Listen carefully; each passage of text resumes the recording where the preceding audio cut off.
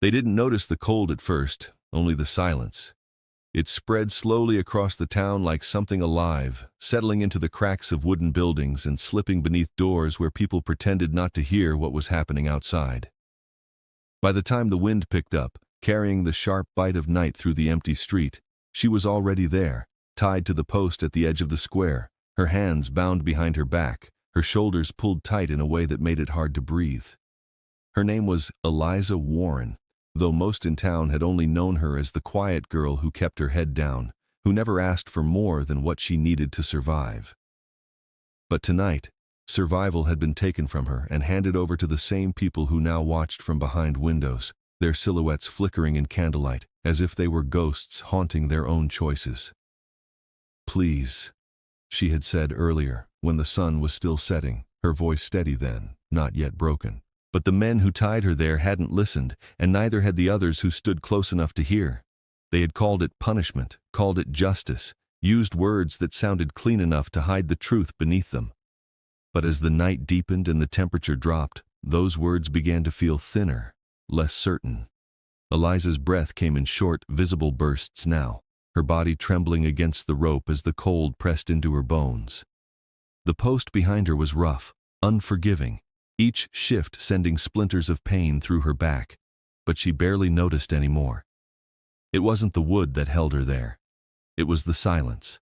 No one stepping forward, no one questioning it. Just the steady acceptance of something that should never have been allowed.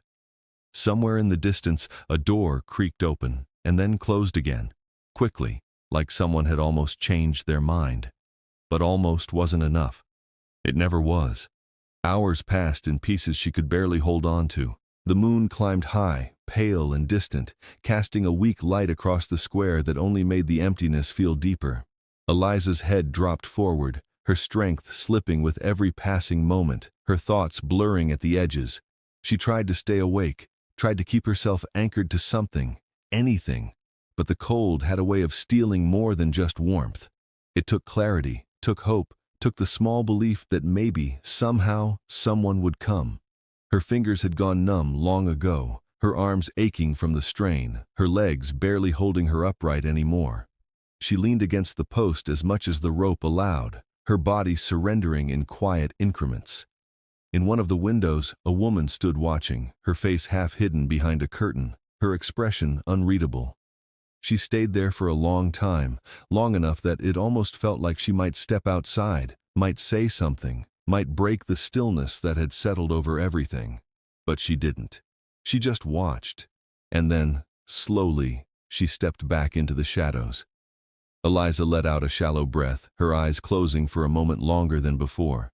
That was when she heard it, a sound so soft it almost disappeared into the wind. Footsteps, not hurried, not uncertain, just steady, measured, the kind that didn't belong to fear. They came from the far end of the street, cutting through the silence in a way nothing else had all night. Eliza forced her eyes open, though they burned with the effort, and turned her head slightly, just enough to see a figure moving through the darkness. At first, he was just a shape, outlined by the faint moonlight, his coat brushing against his legs with each step. But as he drew closer, something about him became clear. Not his face, not yet, but the way he moved. There was no hesitation in it, no question, just purpose. He stopped a few feet away from her, close enough that she could see the edge of his hat casting a shadow over his eyes, close enough that the silence between them felt different from the one that had filled the night. It wasn't empty. It was waiting. For a moment, neither of them spoke. Eliza tried to lift her head fully, but her strength faltered, her chin dipping again as she fought to stay conscious. "You shouldn't be here," she managed, her voice barely more than a whisper, though she wasn't sure if she meant him or herself. The man didn't answer right away. Instead, he looked at the rope, at the way it held her against the post, at the marks it had left behind. Then his gaze shifted, sweeping slowly across the square, taking in the darkened windows, the people hidden behind them, the entire town that had chosen not to act. When he spoke, his voice was low, steady, carrying just enough to reach beyond the two of them. They did this? It wasn't really a question. Eliza swallowed, her throat dry, They said it was the only way, she replied, her words fading at the end. The man was quiet again, but something in his stillness changed, like a line had been drawn somewhere unseen. He reached up then, not toward her, not yet, but toward the brim of his hat. His fingers rested there for a moment, as if weighing something heavier than the gesture itself. And then he removed it, holding it at his side. It was a small thing, simple. But in a place where no one had shown her even the smallest respect, it felt like everything. Eliza blinked slowly, confusion mixing with something else she couldn't quite name. Why? She asked, though she wasn't sure what she was asking. Why him? Why now? Why at all? The man finally looked at her fully, his eyes clear despite the darkness. Because it ain't right, he said. Just that. Nothing more.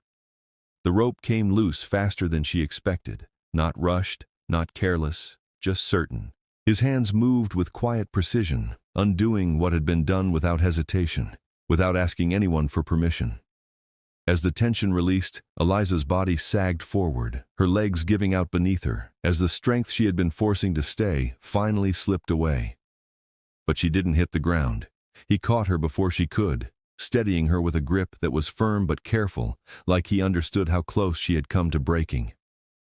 For a second, the world tilted, everything blurring together, until she realized she was no longer held in place by anything except his support. The air felt different, even though it was just as cold. Behind them, doors began to open, slowly at first, then more, the same people who had stayed hidden now stepping into the square, drawn by the shift they could no longer ignore.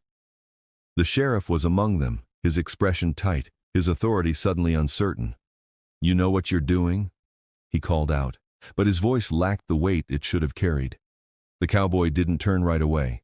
He helped Eliza to sit on the ground, making sure she could hold herself before he stood again. Only then did he face the crowd. "Yeah," he said simply. There was no anger in it, no challenge, just truth. The sheriff hesitated, glancing at the others, but whatever he was looking for wasn't there anymore. Because something had already changed, not loudly, not all at once, but enough. The line they had drawn earlier had been broken, and no one seemed sure how to put it back. Eliza looked up at him, her vision still unsteady, her breath uneven, but her mind clearer now than it had been all night. "You said it was the only way," she murmured, echoing the words that had been used against her. The cowboy glanced down at her, then back at the crowd. "Sometimes," he said quietly.